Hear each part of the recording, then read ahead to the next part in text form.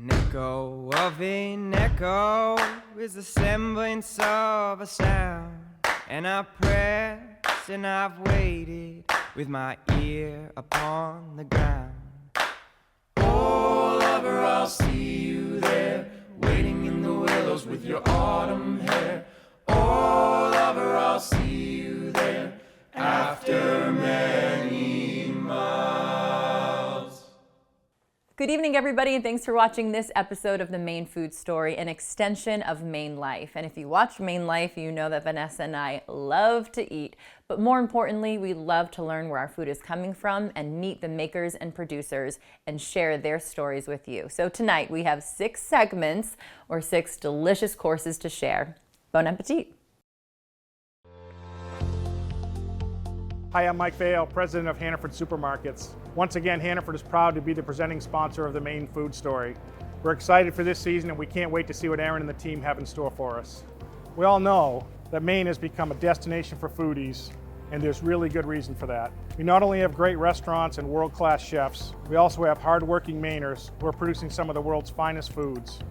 I'm proud to say we've built relationships with some of the same growers and producers highlighted in this show.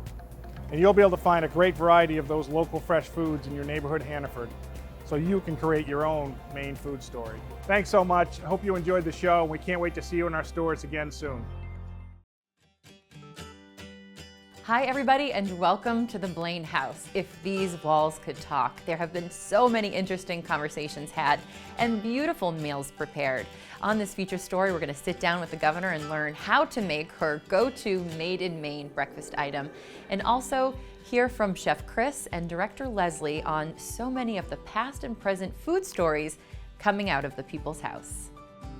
We have guests here frequently. We have dinners and breakfasts with legislators of both parties and both houses of the legislature. And we talk policy, we talk politics, and we get things done. And I know that historically, governors in the past have cut deals in these rooms and negotiated things, budgets and policies. It's a great pleasure to live here and with wonderful staff. Chris Hart, our executive chef, making some delicious meals. We tend to use Maine grains a lot. We tend to use oysters if we're having a special party, Maine fish products, Maine vegetables. We have a garden out back too, by the way, and a compost bin that is often in use. And so we try to buy Maine as much as possible. Hi, Chef. Hi, Aaron. Good to see you again. You too. Welcome to the Blaine House Kitchen. How cool is this, everyone? So you have been here for 11 years. I have. 2 governors. Yes. How did you even know the job was available? Well, Governor LePage actually sought me out because I knew him from the country club that he was a member at in Waterville, and we were family friends, so he knew of me and recruited me when the job opening came up. What did you think? I didn't know what to think. I had never been here before. I had been to the governor's office after our hockey team had won the state championship, and that was really the only time I had remembered being here. So yeah, I came in for an interview and it was very surreal, yeah, and here we are. Phyllis Siebert was the chef here before me, and she was here for 5 administrations and over 30 years. So we have to be reappointed every time there's a new governor. So both parties like you. How does that feel? It feels pretty good we have to be nonpartisan and, just do our jobs and make sure everybody's happy around here. Do you ever think of all of the stories that have been told around the tables here over the years? Absolutely. The most important conversations happen in the kitchen, so that's for sure. And you get to lend an ear a little bit. All the secrets, I'm sure, stay close. Right. I have to sign a paper. I'm excited too to see Phyllis's cookbook. Do you think that is in your future? I think so. I've been compiling, original recipes over the years. So if we get to that point, we could throw something like that together. Governor Mills really likes a blueberry muffin and a cup of coffee every morning.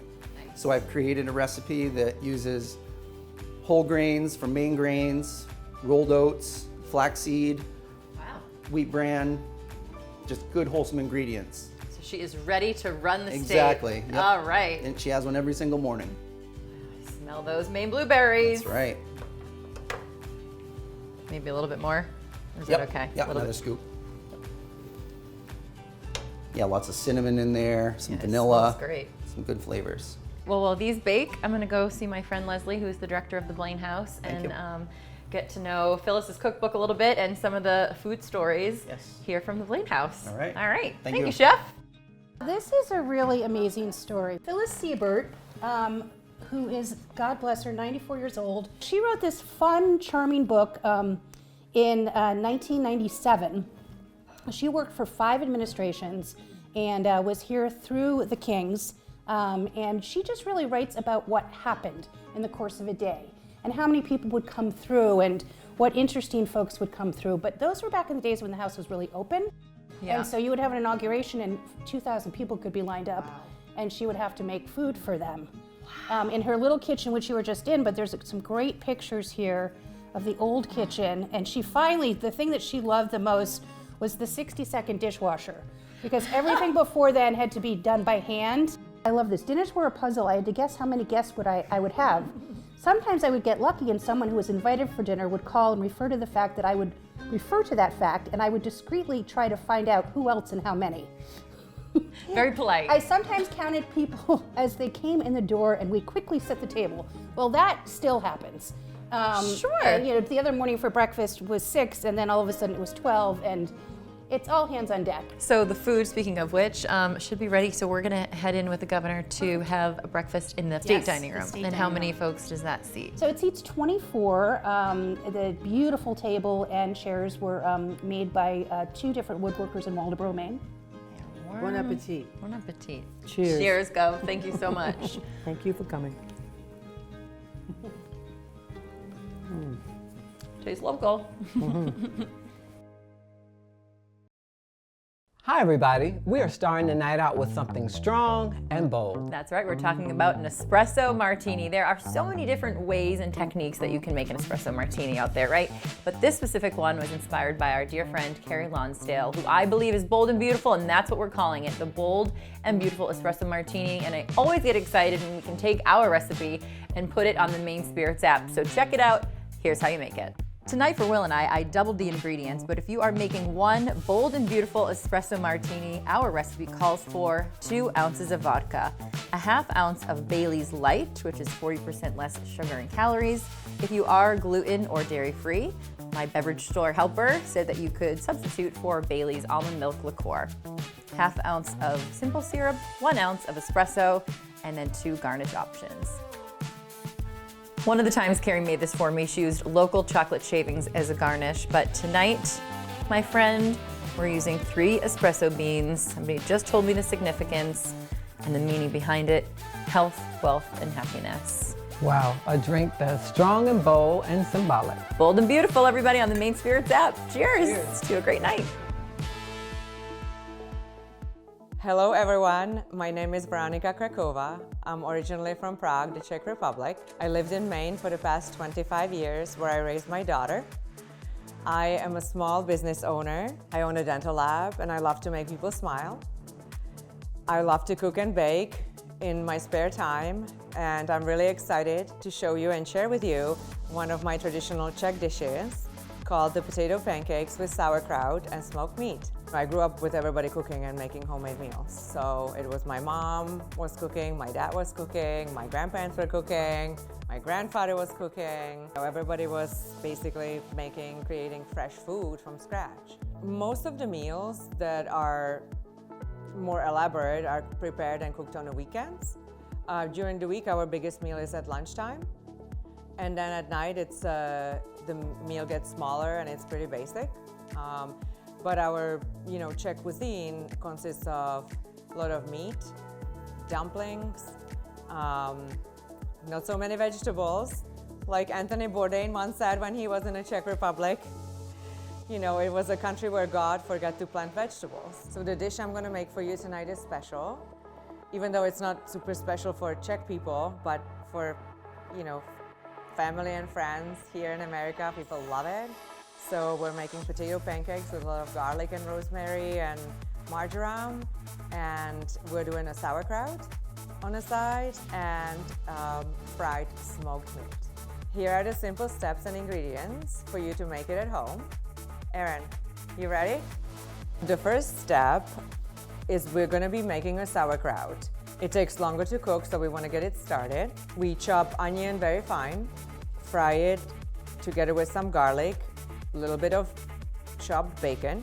When the onion is browning, we are then going to add the sauerkraut. The sauerkraut has to boil, so we want to add a little bit of water. And at the same time, we're going to be adding some salt and pepper and a little bit of sugar according to your own tasting. We are going to add a little bit of cumin. Finally, when the sauerkraut gets soft, we are going to thicken it with a mixture of oil and flour. While the sauerkraut is cooking, we peeled and shredded about 5 Maine potatoes. We now added 2 eggs, salt. We're going to be adding pepper. We're going to be adding marjoram spice. It's one of the key ingredients in the potato pancakes. You may be able to find it at local grocery stores like Hannaford. The more garlic, the better. So I would say about 8 to 10 cloves of garlic, and we will finally shred it into the mixture.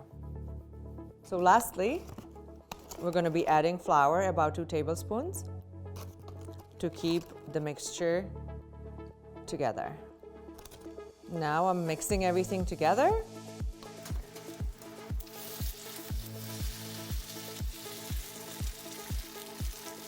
So we chose the smoked ham in this instance because we're going to be layering the potato pancakes with the sauerkraut and with the smoked ham.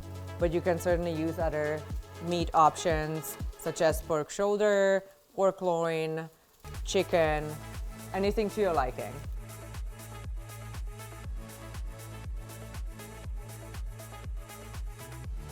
To trying new things. Cheers, my friend. Cheers.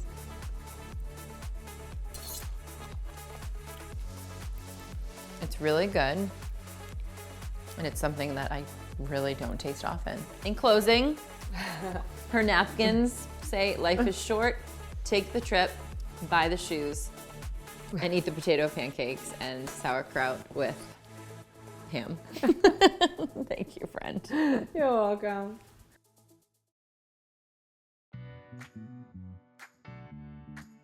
Well, everybody, 'tis the season of everything brunch and bubbles. This I do pretty well at. You, my friend, do this so much better. you. So where do we start? Yeah, I love to put together for you today a classic brunch with a nice spread. And what is your holiday brunch or a weekend brunch without a ham? So I have our great So good. spiral ham cooked off. I've grabbed a veggie platter from our produce department, ready to go. Deviled eggs from our deli department. These are some great options too. We have some mini quiches in our frozen section, our taste of inspirations, and then some bacon wrapped scallops. Did you do those? I did not. Where'd you They get come those ones? Frozen in our freezer Wow, section. they look so crispy. Taste of inspirations. You know, we take the work out of it for you. You know, Well, so we'll get to that in a second because that was That was good, I yeah. watched you. we have a great strudel and muffin platter from our bakery too. And then in our deli, we have so many side salads. So good. So you can focus on the ham. Make sure you put your love into that, and then we have the rest to put together for you. And these two you call ahead to order? Yes, call ahead right to our deli. They make them fresh. Okay, so let's get to the crown jewel here. Right. I watched you poach all of these eggs. Yep, thank you, thank you. I've never poached an egg, not sure if you're surprised by that. So tell us. I'm gonna help you with that. So one thing that I love, like my family and I love ham, but it's always what do you do with the leftovers, right?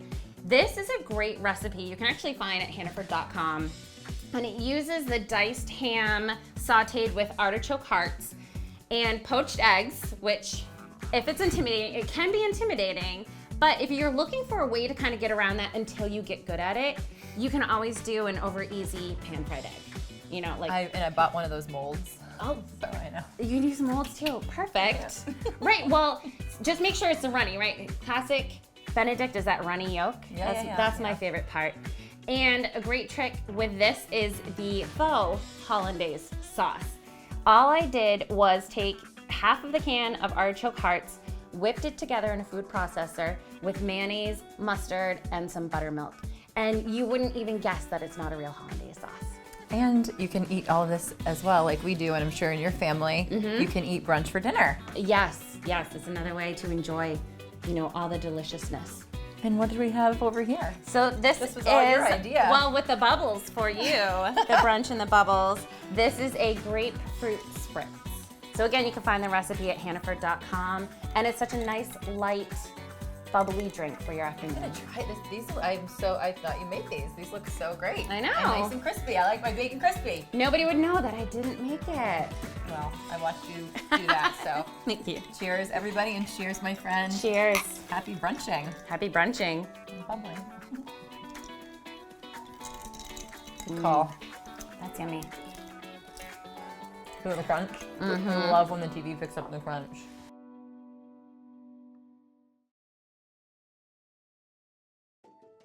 We always believe that we're not just selling and servicing vehicles.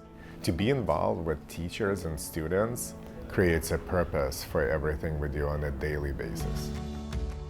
And from the first moment when I saw the first bus and how excited they were to enter the dealership, and I saw the smiles, and then to see the bus number 2, bus number 3, and now you have almost 100 kids filling out the showroom floor. It was truly incredible. We believe in making the experience easier, and we wanted to bring the joy in the process. We wanted to see a smile when somebody buys a vehicle. I think now it's almost our way to pay back to the community that rewarded us over so many years. To nominate a teacher, a class or a school, or apply for funds, please look for Keep Driving Foundation on berlincity.com. Maine is a lifestyle destination. With over 3,500 miles of coastline, lakes, mountains, and four-season recreation, there's a reason Maine is known as Vacation Land. At Harcourt's Waterfront and Fine Properties, we're the Maine real estate lifestyle experts. If you're thinking about moving to Maine, we can help you not only find a property, but the perfect home to fit your lifestyle. Contact us today to make your dream of living in Vacation Land come true. Harcourt's, we're with you all the way. Hi everyone, welcome to Primp Salon. I'm the owner, Maggie Sprague. I love what I do because I get to work with amazing ladies every day, and the clients here are just the best. Here at Primp, we offer highlights, color, cuts, hair extensions, and lashes. We are located right here on Route 1 in Falmouth. We have the best clients, but we're always looking for more, so please come say hi.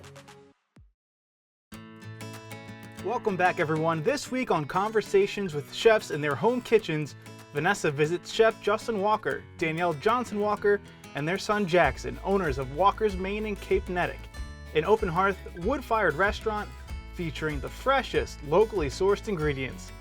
Come along as we see their historic farm and homestead. Hello!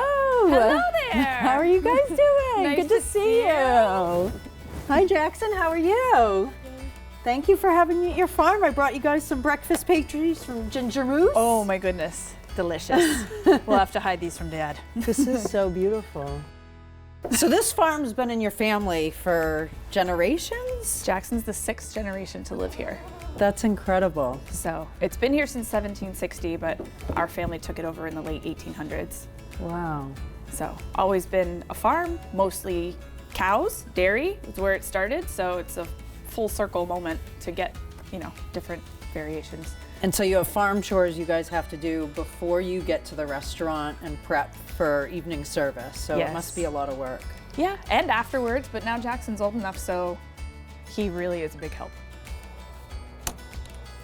Oh, There's one in here. That's a copper Moran. She lays like eggs like this. Like more chocolatey, sparkly eggs. Wow. Other than like these ones, which are pretty much just like a bland color. Wow. They're really beautiful. It's amazing. Farm fresh eggs for breakfast. All right, let's go see what's cooking. Oh wow, this is so nice. It's cozy. Hey. Hey, how are you? How you doing? Nice to see you. Good to see you. Ben? I've been well. Good. Thank you for letting. Hi, Mochi. Yes. He has to make sure everybody's okay. Very excited to see me. I can tell. In the Walker household, we're time crunched always. Yeah. So one thing that we always like to have we always have a simple dinner or simple breakfast. And in this case, you know, Jackson's eggs, we're always using Jackson's eggs. So we'll do a sunny side egg, some home fries, Nice. and just a really simple seared steak. Jackson's favorite thing since he was born was steak, green beans, and potatoes. Okay. Medium rare steak, not medium. I like Not medium. medium well. All right, medium. Okay, so this is truly something we would do. I think, you know, being a chef, professional chef, obviously cooking steak is not an issue, so we just something we do quick and we can have a simple meal. So one of Jackson's favorite things is just sort of the simple tomato salsa. So start with some. Does he cook a lot with you in the kitchen? Jackson eats a lot with me in the kitchen. Yes. You know, being obviously in the restaurant business and chef, we work a lot and it's a bit challenging. But one thing he does do now, he started this year, is he does work a station in the kitchen occasionally. Oh, very cool. And he's very, very good at it. I don't know if that's like by osmosis, when Danielle was pregnant with Jackson and still working. Yeah. But he's really good. Well, thank you so much. This looks delicious. You're welcome. I'm eager to take a first bite here. Look at this beautiful steak. Hopefully it's medium. Do you roll your eyes when people No. Order, No, I want a well done steak? No, I mean, well done. a well done tomahawk I don't get, but I mean, like, It's that's what everybody's you like, that's what you preference. like, yeah, totally. I've been so fortunate to partner with you all on different events. I love doing that with you. But I know, like, during COVID, everybody went through such a hard time. And then I was just, like, when you all had the fire happen at your restaurant, I just was like, how much more? You were in the building. So I was in the building, and I heard some things fall in the attic, and I saw some haze coming down the stairs. I immediately thought it was something, obviously, with our hearth, wood-fired hearth. yeah. I went outside and I'm looking at all looking at the exhaust fans for everything, and then I noticed when I turned the corner a little bit, there was all this smoke billowing from the flashing of the chimneys. Not the chimneys, the flashing. The flashing. Ran inside, I grabbed our pasta extruder and one of my bikes, of course. I didn't really know what to do. And then What about the wine? Yeah. I'd throw myself on top of that. So I think what a lot of people don't understand about restaurateurs is that, you know, you are subsidizing yourself. So unless you have the means to sustain yourself for a period of time, you know, you can be in trouble. So we figured it out. Your eggs are delicious. Thank you so much. You're welcome. I am loving all of it. So Thank you for coming to the farm. it's my pleasure. I'm gonna come back more often. Here's to the next time. All right. Cheers. Thanks, guys. Cheers. Welcome back, everybody. I am so excited about my assignment of finding sweet treats around the state of Maine. We're going to be documenting it on my phone. Let's hit the road. Hi-Fi Donuts has been in business for 6 years, led by owners Ari and Melissa. This small but mighty space is a must-go-to while in Portland. You'll be greeted with a smile and lots of delicious breakfast bites, over 30 donut flavors, and lunch items. My absolute favorite donut is Sugar Love. Also to note, when you buy a half a dozen, you get one free.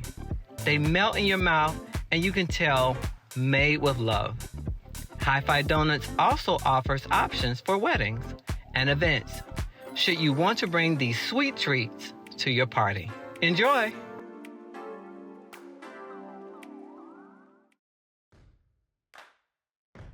This cast iron skillet is amazing. It looks really This heavy. looks like. No, that looks. Oh, it's fine. Now we're gonna have to bleep that out. Oh, you were doing a real thing? Oh, thanks. For me, the light Baileys. It's delicious. This is our 10th take. I've been waiting for this. You got it. You got it. Show me some wiggles. Show me some wiggles. Oh, yeah. I think I need you to hit power and play and just let me go. Okay.